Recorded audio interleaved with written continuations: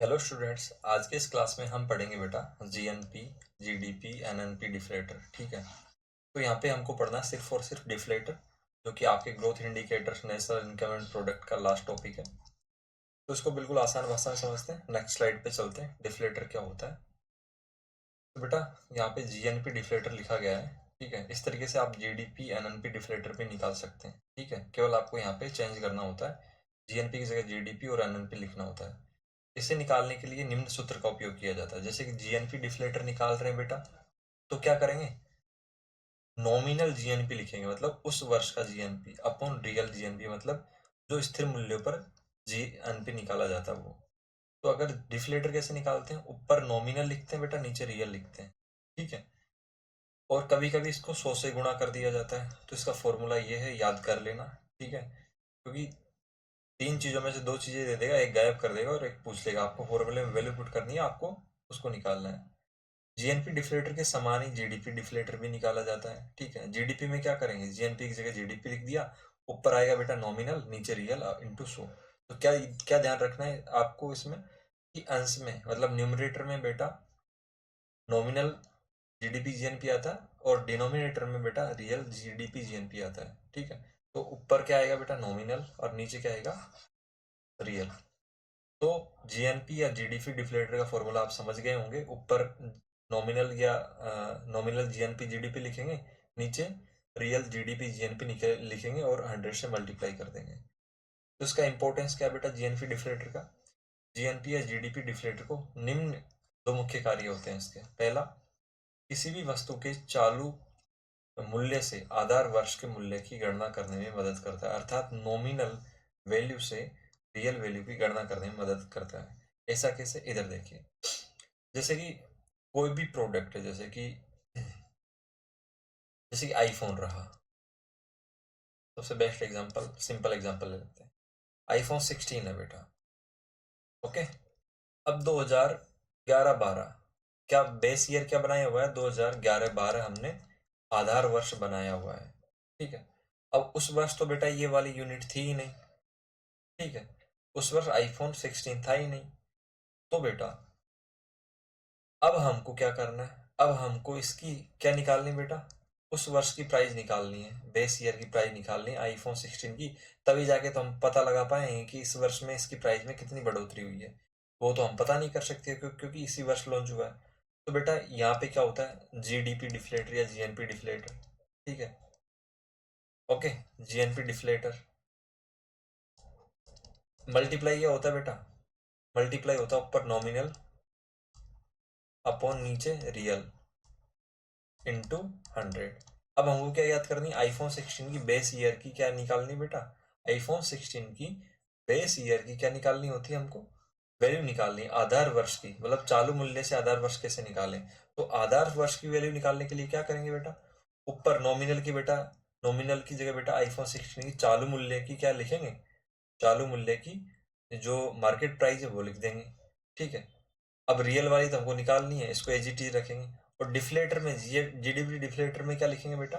GDP deflator में जैसे कि अभी 2025 चल रहा है। ठीक है। तो 2025 का डिफ्लेटर निकालेंगे किसकी, किससे आधार वर्ष पे? 2011-12 पे। तो 2011-12 से 2025, ठीक है, इसका डिफ्लेटर निकालेंगे। ओके। तो इसका डिफ्लेटर कैसे निकालते हैं? जैसे कि 2000 कैसे निकालेंगे? जैसे कि यहाँ पे एक एग्जांपल दिया है डिफ्लेटर कैसे निकालते हैं कि 2023 का नॉमिनल जीडीपी जीएनपी क्या दे रखा है बेटा? 150 लाख करोड़ रुपए दे रखा है। किसका? 2023 का। अब हमको रियल जीडीपी जीएनपी नीचे लिखना होता है। 2011-12 कीमतों पे 120 लाख करोड़ है। ठीक है। तो बेटा रियल वाला नीचे लिखा और नॉमिनल वाला ऊपर लिखा। तो जीएनपी डिफ्लेटर जो निकल के आ गया 2023 का, ठीक है, वो आ गया 125%। तो इसका मतलब 2011-12 की तुलना में 2023 में कीमत कितना बढ़ा बेटा? कीमत कितना बढ़ा? 25% बढ़ा है। कितना बढ़ा है बेटा? 25% बढ़ा है। तो इस तरीके से हमको 2025 का 2011-12 की तुलना में जो निकालेंगे डिफ्लेटर, ठीक है, जो भी आएगा, जैसे कि यहाँ पे क्या आया था बेटा? 125। तो इस तरीके से जो भी आएगा उसको यहाँ पे लिखेंगे और नॉमिनल वैल्यू जो आईफोन की इस वर्ष चल रही होगी उसको यहाँ पे लिखेंगे और इधर ट्रांसफर करके रियल वैल्यू हम निकाल लेंगे। ठीक है। इस तरीके से हम आधार वर्ष पे पहुंच सकते हैं। किसके थ्रू? जीएनपी वो जीडीपी डिफ्लेटर के थ्रू। तो अब आपको समझ में आ गया होगा कि चालू मूल्य से आधार वर्ष के मूल्य की गणना कैसे करते हैं, ठीक है। और किसी भी, यदि 2023 का हमने जो एग्जांपल देखा था, इसी तरीके से 2025 का भी हम जीएनपी जीडीपी डिफ्लेटर निकाल सकते हैं। अब आपको अगर जैसे कि महंगाई इन्फ्लेशन निकालनी है, देखो हम सेकंड पॉइंट पहले पढ़ देते हैं कि जीएनपी जीडीपी डिफ्लेटर बेटा क्या करता है, जो चालू मूल्य है उससे आधार मूल्य ज्ञात करने में मदद करता है। अभी हमने देखा यहाँ पे जीडीपी डिफ्लेटर लिखेंगे, नॉमिनल ईयर में जो आईफोन की वैल्यू चल रही है वो लिखेंगे और रियल को एज इट इज रहने देंगे, मल्टीप्लाई 100, तो रियल को इधर लेके जाएंगे तो रियल वैल्यू पता चल जाएगी। अब पहला तो हमने बेस ईयर की वैल्यू पता कर ली उससे, चालू मूल्य से। अब दूसरा क्या है इसका यूज, ये मुद्रास्फीति की स्थिति के बारे में आपको जानकारी देता है, ठीक है। हालांकि इसके लिए जीएनपी जीडीपी डिफ्लेटर का प्रयोग अधिक नहीं किया जाता। ऐसा इसलिए होता है कि मुद्रास्फीति कुछ चयनित आवश्यक वस्तुओं के लिए देखी जाती है कि भाई जैसे एक सब्जी रही, सब्जी रही जो डेली यूज की, खाद तेल रहा, ठीक है। इस तरीके की चीज़ों में बेटा गवर्नमेंट जनरली मुद्रास्फीति देखती है। लेकिन बेटा जीएनपी डिफ्लेटर क्या बताता है, पूरी जीडीपी और जीएनपी की मुद्रास्फीति को बताता है। इसलिए इसका यूज कम किया जाता है क्योंकि हमको चयनित आवश्यक वस्तुओं की क्या देखनी पड़ती है, मुद्रास्फीति। लेकिन ये क्या करता है, जीएनपी जीडीपी डिफ्लेटर में देश में उत्पादित होने वाली सभी वस्तुओं और सेवाओं को सम्मिलित किया जाता है, इसलिए पूरी वस्तुओं की क्या बता देता है बेटा, इन्फ्लेशन बता देता है, सेपरेट नहीं बता पाता है। तो जीएनपी डिफ्लेटर अगर हमको 2021-22 का ज्ञात करना है, 2021-22 में जितनी क्वांटिटी प्रोड्यूस हुई और 2021-22 के प्राइसों पे, मतलब नॉमिनल, नॉमिनल ऊपर क्या लिख दिया बेटा, नॉमिनल जीएनपी, तो ऊपर क्या आएगा बेटा, नॉमिनल,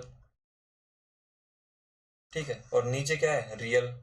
रियल का मतलब क्या होता है कि क्वांटिटी तो इसी वर्ष की रहेगी लेकिन प्राइस बेस ईयर की रहेगी। इस तरीके से हमने जीएनपी डिफ्लेटर निकाल लिया किसी वर्ष का। तो बेटा मुद्रास्फीति कैसे निकालते हैं, इधर देखिए, नेक्स्ट स्लाइड पे चलिए। जैसे वही एग्जांपल यहाँ पे लिया हुआ है जो कि हमने थोड़ी देर पहले समझा था। जैसे कि हमने 2023 का क्या निकाल लिया बेटा, जीएनपी डिफ्लेटर निकाल लिया, कितना, 125। अगर हम 2024 का निकालें इसी तरीके से, किसका बेटा, 2024 का, वही क्या करेंगे, जीएनपी डिफ्लेटर, डिफ्लेटर, इसको हिंदी में जीएनपी डिफ्लेटर, वही डिफ्लेटर ही बोला जाता है। अब बेटा क्या करेंगे, जैसे कि यहाँ पे तो 150 लाख करोड़ रुपए था, अब मान के चलते हैं नॉमिनल जीएनपी 2000, इसमें क्या नाम है बेटा, कितना हो गया, 160 हो गया, ठीक है। तो बेटा फिर रियल तो वही रहेगा, 120 लाख करोड़, ठीक है, इंटू 100। तो बेटा जीरो जीरो कटा, ओके। इस तरीके से 2 8 16 जीरो, 2 6 12, ओके। और काटेंगे 2 से, 40, 3, 3 से काटेंगे, 3 एकम 3, 1, 3 दिया 9, फिर वापस से 1 बचा, 0.3, मल्टीप्लाई 10। तो बेटा आ गया हमारा लगभग 133.33, ठीक है। ये आ गया हमारा 2024 का, क्या आ गया बेटा, जीएनपी डिफ्लेटर आ गया। और 2023 का ऐसे निकाल लिया। तो बेटा कैसे निकालते हैं, उस वर्ष की जो नॉमिनल जीडीपी जीएनपी होती है उसको ऊपर लिखते हैं, नीचे बेस ईयर की जीडीपी जीएनपी लिखते हैं। इस तरीके से यहाँ पे बेस ईयर की यूज की थी हमने, तो हमने दोनों वर्षों की निकाल ली। अब जाके हम डिफ्लेशन, वो इन्फ्लेशन निकाल पाएंगे। इन्फ्लेशन कैसे निकालेंगे, 2023 और 24 के बीच का, वो निकालेंगे बेटा किससे, डिफ्लेटर से। तो किसके बेस पे निकाल रहे हैं, 2023 के बेस पे। तो बेटा क्या करेंगे, 133.33 माइनस जो प्रीवियस ईयर था उसका घटाएंगे, और जिस जिस ईयर पे निकाल रहे हैं, क्योंकि प्रीवियस ईयर पे निकाल रहे हैं तो उसको नीचे रखेंगे, 125 गुणा 100, ठीक है। तो बेटा इस तरीके से जो वैल्यू निकल के आएगी हमारे पास, इसको कैलकुलेट करने पर, वो बेटा 2023-24 के दरमियान जो भी इन्फ्लेशन होगा वो निकल के आ जाएगा।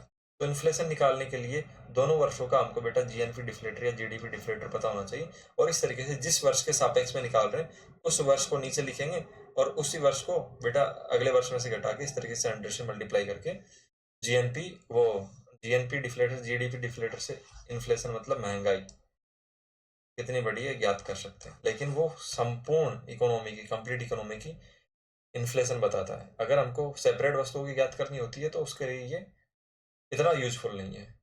तो आपको समझ में आ गया होगा, केवल एक ही चीज़ आपको याद रखनी है, क्या? वो इसका फॉर्मूला नॉमिनल जीएनपी या जीडीपी अपॉन रियल। तो नॉमिनल ऊपर आता है, रियल नीचे आता है। तो थैंक्स फॉर वॉचिंग। और हमारा लास्ट टॉपिक था किसमें? राष्ट्रीय उत्पाद और आई में, नेशनल इनकम एंड प्रोडक्ट में। तो अगर आपका फिर भी कोई डाउट रहता है तो आप नीचे कमेंट सेक्शन में बता सकते हैं।